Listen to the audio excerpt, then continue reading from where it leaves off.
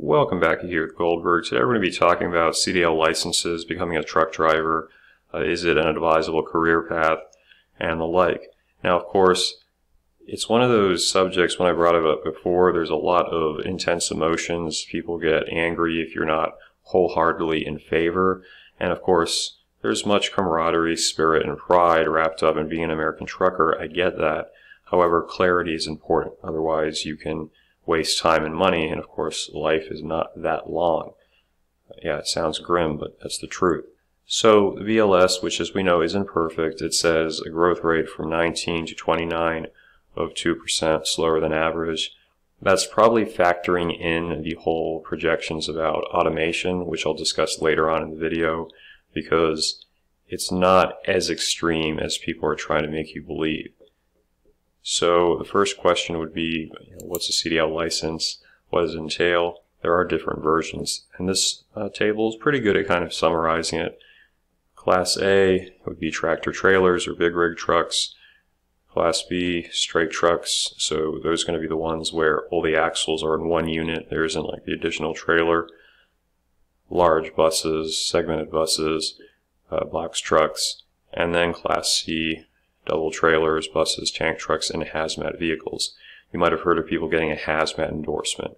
So depending on what industry you work in, what you are hauling, it's going to affect the requirements. It can impact your pay. This is why don't just say, oh, whoever is at hiring. No, you have to look into the company, because sometimes the ones that are aggressively asking for help, they're the ones no one wants to work for because they don't pay enough.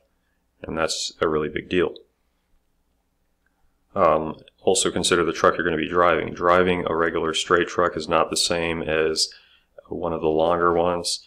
There is a lot more skill involved in this than people realize. I think, oh, being a trucker is just like a blue-collar job. No, you have to be able to maneuver it, especially a tractor trailer, making turns in inclement weather.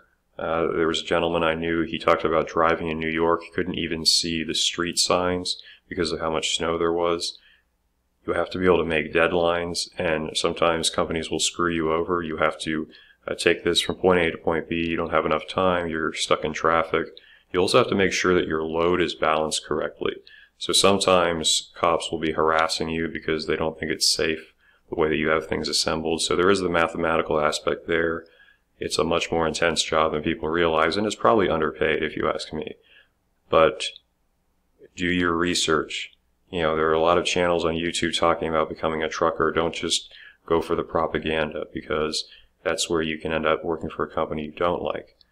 Now, obviously, people say, what's the cost of the license? It can vary. The average is like $3 to $7 grand. However, if you work for a company and they need drivers, they may just, pay for it themselves, although you could be obligated to them for a certain period of time. I've heard of people doing it for under $100 in that context, but otherwise you have to pay a few $1,000s. So look into things, because if you can get it much cheaper, that's advisable versus having to spend all this simply to break into the industry.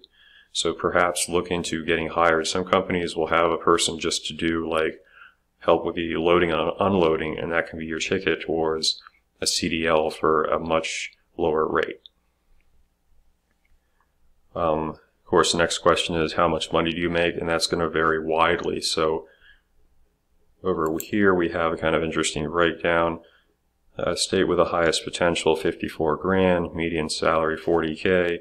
You see this thing about CPM, that's how much you're getting per mile.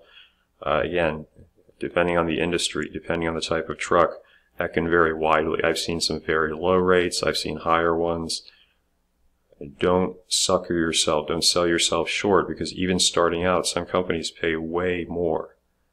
And there's going to be different factors. They might say, okay, this company you get to be home every day. This company you're on the road for days at a time. So not everything's equal. It's about doing that research. If you just sign up for the first person, maybe, yeah, this person is a moron, and then they're going to try to use you. So life, and especially the job market, is about looking what's in your own best interest, not what this nice company that just happened to reach out or the first one that you stumbled across. You see here owner-operator. You might ask what that is. An owner-operator is basically, they're working themselves. They might own the truck or rent their own truck. They might have a bigger company. Now that sounds pretty good, so 165. I've seen like 141 annually a year. However, expenses can run, they said, as much as 70%, so I think the breakdown was over here.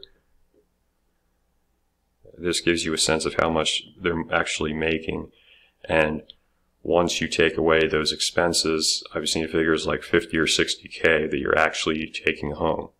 So trucks are pricey. If you get one used, you might be okay, assuming it's reliable. You get one new, it's like buying a house, or at least a townhouse.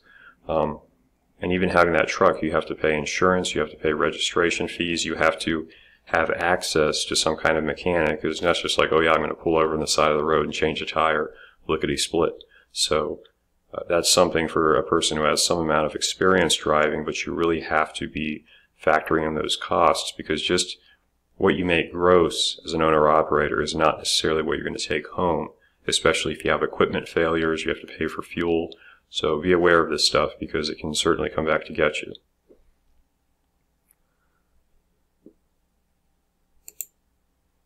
And over here it kind of breaks down some of the costs and the insurance, the fuel, the freight. It is pretty substantial. You know, this is not like, oh yeah, as long as I have the truck, I'm good to go, because like anything else, like any business, there are going to be expenses and unforeseen expenses. So I wouldn't go out and buy a truck without a considerable amount of experience, not just driving, but actually knowing the industry and having a sense of quality and whether this is a good deal or not, because then you're just going to have a massive payment and maybe a truck that's broken down. Certainly not advisable from my standpoint. So those are some of the positives. I mean, maybe they sound negative, but you can make money. It gives you a sense of independence. There was a guy, Relampago Furioso, I used to read his articles, and he would talk about driving for like 6 months out of the year and then just taking the money, going down to have fun in South America. So there's a certain level of independence it can give you. You can certainly contract yourself out, and if you want, you can start your own trucking company. That being said, couple two things that's sort of redundant, but two things to consider. One, obviously, how it can affect your health. If you're in a driver's seat for hours upon hours, you're not getting much circulation, you need to make sure you're doing some kind of really cardio, especially. You're keeping fit on your time off, when of course you're probably going to be very tired. So that's why be aware of it, and then also make sure you're not eating junk all the time. It's going to be hard to have a good diet when you're on the road for such a long period. And so with that being said, maybe do it for a while, but certainly if you want to do it long term, look into owning a company, because your health can go down the road, really go down the hill. And in this country, when your health starts declining, that's when usually whatever money you have dries up if you don't have good insurance. So it is a sad testament to the state of affairs, but we have to acknowledge it. One other point, and I brought up this article here because you remember Flimsy Andrew in the primaries kept talking about, oh, the jobs are going away.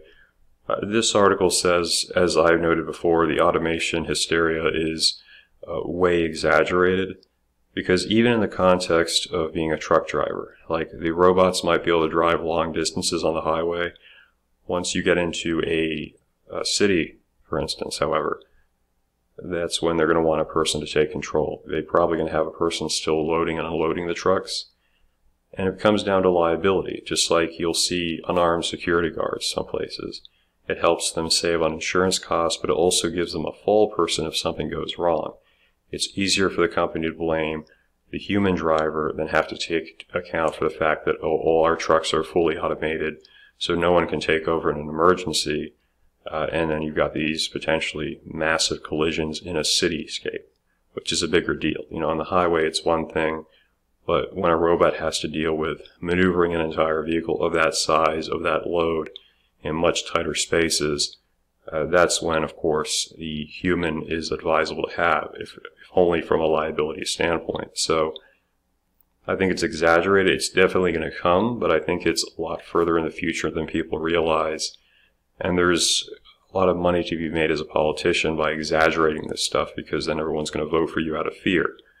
But yeah, so do I think truck driving is a good career? I think it can be, but I would not recommend doing it long term unless you're going to own your own company, because the physical toll on your body is going to be substantial. And, you know, like I said, if your health is not good, your money's probably going to disappear.